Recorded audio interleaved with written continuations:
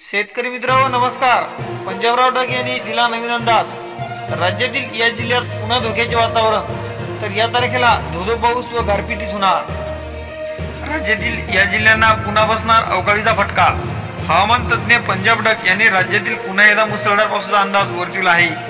राज्यात 18 मार्च पर्यंत राज्यातील हवामान कोरडे राहणार असले तरी 18 मार्च पासून पाऊस पडेल। 18 मार्च पासून पूर्व विदर्भ आणि पश्चिम विदर्भात पाऊस पडेल असा अंदाज पंजाबरावांनी व्यक्त केला आहे। पूर्व विदर्भात नागपूर, भंडारा, गोंदिया, गडचिरोली, चंद्रपूर, यवतमाळ, वर्धा, अमरावती, अकोला, वाशिम आणि बुलढाणा या जिल्ह्यात 18 मार्च पासून पाऊस पडण्याची शक्यता व तसेच गारपीटचा इशारा पंजाबराव डग साहेब यांनी दिला आहे।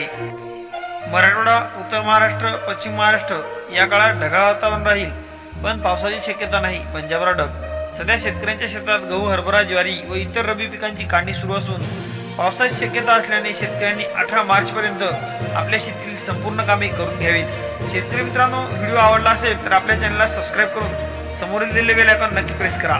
धन्यवाद।